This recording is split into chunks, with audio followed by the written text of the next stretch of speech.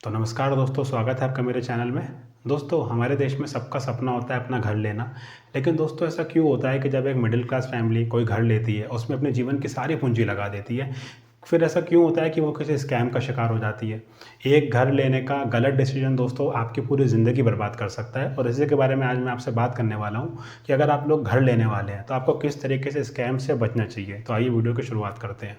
दोस्तों, जब आप किसी बिल्डर के पास जाते हैं या किसी डीलर के पास जाते हैं, किसी ब्रोकर के पास जाते हैं, तो वो आपको आपके सपनों का घर दिखाता है। उस समय दोस्तों सब कुछ अच्छा लगता है, अच्छा आपको ब्रोशर दिया जाएगा, सब कुछ चमचमाता हुआ लगता है दोस्तों, सब कुछ एक सपने की तरह लगता है।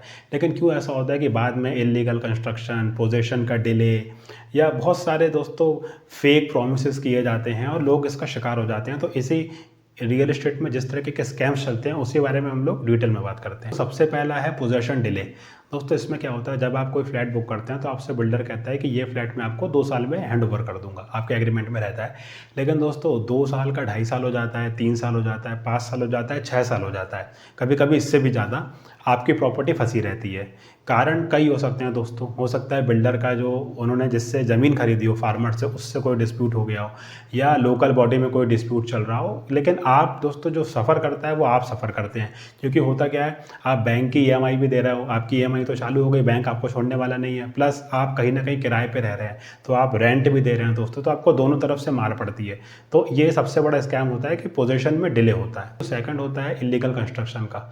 दोस्तों, कई बार क्या होता है, जो बिल्डर्स होते हैं, जो प्रॉपर्टीज़ बनाते हैं, फ्लैट्स बनाते हैं, या जो मकान बना के आपको बेच रहे हैं, उनके पास प्रॉपर लीगल अप्रूवल्स नहीं होते, उनके पास रेरा का रजिस्ट्रेशन नहीं होता है, हो सकता है उनके पास टीएनसीपी का अप्रूवल ना हो, लोकल बॉडीज़ से उनके पास अप्रूवल नहीं होता है, और वो लोग मकान काट के फ्लैट्स आपको दे देते हैं, या फिर जो भी डुप्लेक्स काट के आपको दे देते हैं। होता क्या है, फिर वो उसके बाद तो आपको दे के आपसे कीमत ले लेते हैं, लेकिन आपकी जो प्रॉपर्टी है दोस्तों वो फँस जाती है, और आप भी एग्रीमेंट में आ जाते हैं, और जब तक आपको पता चलता है कि इसमें इस तरीके के डिस्प्यूट्स चल रहे हैं, तब तक आप आपकी अच्छी खासी पूंजी उसमें फंसा चुके होते हैं। तीसरा है दोस्तों हिडन चार्जेस। दोस्तों, इसमें क्या होता है कि सपोज़ कीजिए जब आप एक फ्लैट लेने गए, तो आपको बोला गया कि भैया ये फ्लैट की कीमत है 70 लाख रुपए। लेकिन 70 लाख रुपए में आपकी डील हो गई, लेकिन अब आपको धीरे से आगे क्या बताया जा रहा है कि भैया इसमें ये मेंबरशिप फ़ीस रहेगी, यहाँ इसमें ये पार्किंग का चार्ज है, ये गार्डन का चार्ज है, ये स्विमिंग पूल है तो ये उसका चार्ज है। तो इस तरीके के दोस्तों कई सारे हिडन चार्जेस होते हैं, और जहाँ आपने जो फ्लैट 70 लाख रुपए में बुक किया था, आपको पता चलेगा कि जब तक वो बन रहा है या जब तक वो बन जाएगा, आप 80-85 लाख रुपए दे चुके होंगे। अगला पॉइंट है दोस्तों पुअर क्वालिटी कंस्ट्रक्शन का। दोस्तों देखिए, जब भी आप किसी बिल्डर के पास जाते हैं, और सपोज़ कीजिए कि अभी वो मकान बनाना शुरू करने वाला है, अभी उसका प्रोजेक्ट शुरू हो रहा है, तो वो आपको क्या बताएगा, वो आपको एक ब्रोशर बताएगा। हो सकता है वो आपको सिस्टम पे कोई पीपीटी बताए, कोई प्रेजेंटेशन दे, तो दोस्तों उसमें सब कुछ बहुत अच्छा दिखता है। ब्रोशर में वो आपको जो दिखाएगा वो सब कुछ बहुत अच्छा दिखेगा। वो आपको बताएगा कि भैया इसमें मैं ये वाले टाइल्स लगाने वाला हूँ, इस तरीके की फ्लोरिंग करूँगा, इस तरीके की कलरिंग करूँगा।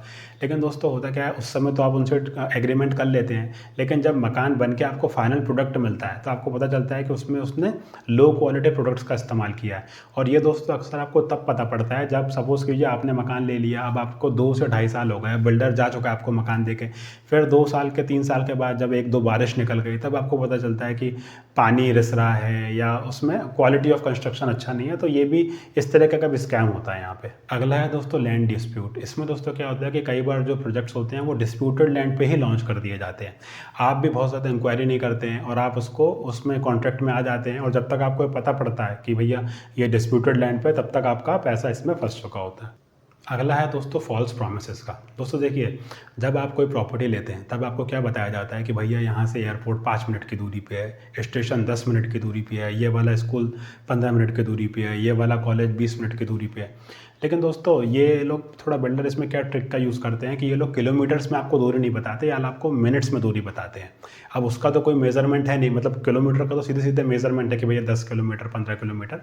तो ये थोड़ा-सा आपको ट्रिक करते हैं, ये आपको ना टाइम में दूरी बताते हैं कि भाई कोई बंदा जल्दी पहुँच सकता है वहाँ, कोई बंदे को जाने में देर हो सकती है। तो ये लोग उसको थोड़ा-सा इस तरीके से बताते हैं कि आप इन्फ्लुएंस हो जाते हैं कि भैया यहाँ से ये तो सब 10-10, 15-15 मिनट की ये दूरी पे है। तो इस तरीके की फ़ॉल्स प्रॉमिसेस होती हैं। और फ़ॉल्स प्रॉमिसेस क्या होती हैं कि भैया आपकी जो सोसाइटी रहेगी, इसमें ये वाली एमिनिटी होगी, स्विमिंग पूल होगा, ये होगा, वो होगा। लेकिन दोस्तों हमने कई ऐसे एग्ज़ाम्पल्स देखे हैं दिल्ली में, नोएडा में, एनसीआर रीजन में, कि बिल्डर्स ने जिस तरीके के प्रॉमिसेस किए थे वो उन्होंने कभी पूरे ही नहीं किए। आपको जो उन्होंने एमिनिटीज़ का प्रॉमिस किया था वो आपको उन्होंने एंड में दी ही नहीं। दोस्तों अगर आपको इन तरीके के स्कैम से बचना है तो आपको क्या करना है, आपको सिर्फ रीडर रजिस्टर्ड जो प्रॉपर्टीज़ होती हैं सिर्फ उनमें ही निवेश करना है। आपको जो बिल्डर है उसका ट्रैक रिकॉर्ड देखना है कि आप जिस शहर में हैं उसने उसमें उस शहर में उससे पहले किस तरीके के प्रोजेक्ट्स बनाए हैं, और जो प्रोजेक्ट्स उसने बनाए हैं क्या उसने टाइमली जो भी उसके कस्टमर्स हैं उनको हैंड ओवर किए हैं क्या, या उसके जो प्रीवियस प्रोजेक्ट्स हैं वो अभी कैसे चल रहे हैं, उसमें कंस्ट्रक्शन क्वालिटी उसने किस तरीके की यूज़ की है। आपको दोस्तों ये भी ध्यान रखना है कि आपके जो भी एग्रीमेंट हो रहा है बिल्डर के साथ उसमें जो भी आपके रिसीट्स हैं, जो भी एग्रीमेंट्स हैं वो आपको हमेशा संभाल के रखने हैं, क्योंकि कल को सपोज कभी कोई लीगल मैटर फंसता है तो यही सब आपकी हेल्प करने वाले हैं। दोस्तों किसी भी तरीके के एग्रीमेंट में आने से पहले जो एक्सपर्ट होते हैं उनसे एक बार सलाह जरूर ले लें, उनको जरूर एक बार डॉक्यूमेंट्स दिखा दें, तो वो अपने एंड पे आपको एक वेरीफाई करके अच्छा ओपिनियन दे सकते हैं। तो दोस्तों कभी भी चीप प्राइस को देख के ग्रीडी नहीं होना है। कई बार क्या होता है कि